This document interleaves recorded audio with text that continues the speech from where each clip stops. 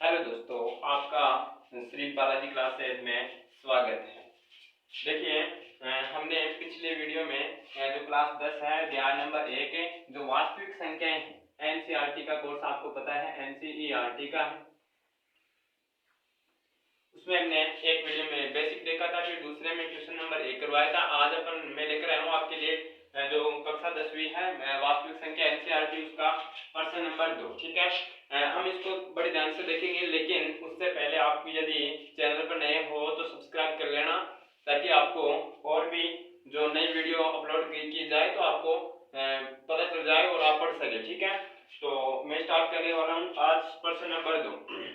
देखिए, सबसे पहले मोस्ट बात जो होती है वो प्रश्न समझने की होती है। तो प्रश्न देखो क्या है कि दर्शाइए कि कोई भी धनात्मक विषम पूर्णांक 6q + 1 या 6q + 3 या 6q + 5 के रूप का होता है, जहां q क्या है, कोई पूर्णांक है। सबसे पहले हमें यह मानना है कि जो धनात्मक विषम पूर्णांक है वो क्या है। माना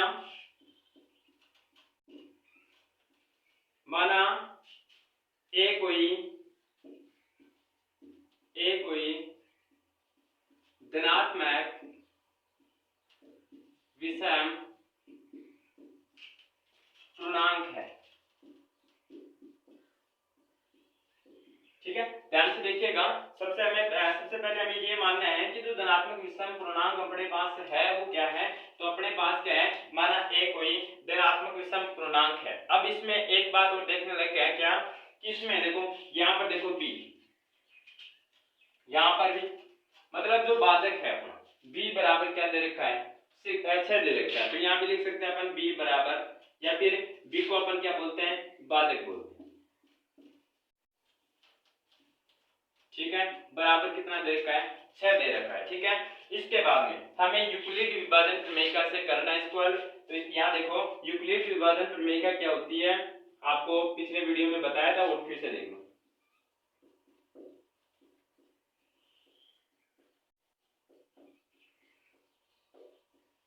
देखिए, a बराबर bq + r। ठीक है, ये अपनी यूक्लिड विभाजन प्रमेय है, जहां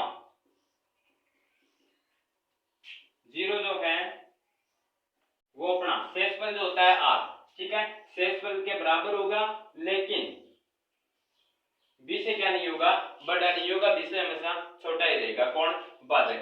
तो आपके एक बात समझ में आई होगी, अपने पास भाजक जो है, ठीक है, वो क्या दे रखा है, 6 दे रखा है, 6 दे रखा है। तो अपने पास हो सकता है 1 2 3 4 और 5 तक हो सकता है। ठीक है, शेषफल अपने पास r बराबर ये हो सकता है, 1 2 3 4 और 5 तक हो सकता है। इसके बाद में देखो, अब हमें हल करना है इसको। ये मैंने समझा है कि यूक्लिड विभाजन जो प्रमेय है वो क्या है, a बराबर bq + r। ठीक है, ये मैंने, चलो एक बार फिर से देख लो। भाज्य बराबर भाजक इंटू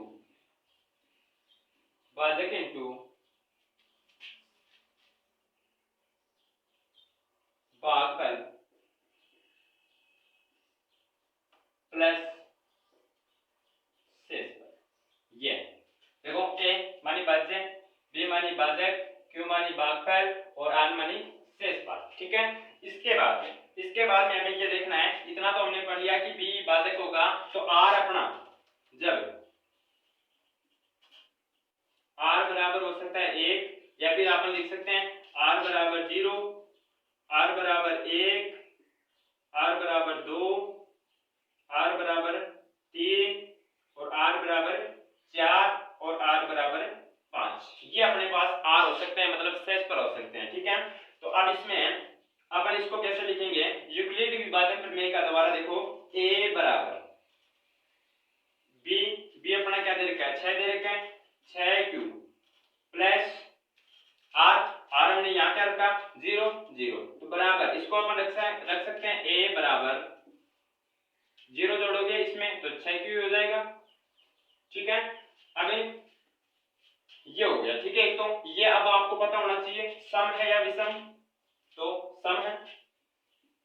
लिखेंगे आगे, सम धनात्मक, चलो इसको आगे रब कर देता हूं, सम धनात्मक पूर्णांक। ये क्या होगा? सम धनात्मक पूर्णांक होगा। इसके बाद में यदि इसकी बात की जाए तो a बराबर 6q प्लस 1, ठीक है, ये आपको पता होना चाहिए। ये क्या है? ये किस टाइप का है? किस टाइप का धनात्मक पूर्णांक है? तो आपको पता होना चाहिए a किस में आता है? विषम में आता है। तो विषम धनात्मक है, आगे आप ऐसे लिख सकते हैं, ठीक है। इसके बाद में इसको अगर अपन हल करेंगे तो a बराबर bq, सॉरी 6 है b का मान, 6q प्लस 2। ये आपको पता होना चाहिए कि जो 2 आता है वो किस में आता है? सम में आता है। तो ये क्या हो जाएगा? सम धनात्मक पूर्णांक है, ठीक है।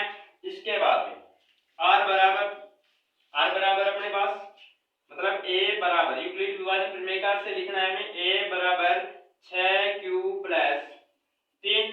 ये आपको पता होना चाहिए ये किस में आता है? तो 3 हमें पता है कि विषम में आता है, ठीक है। इसके बाद में धनात्मक पूर्णांक है कौन सा?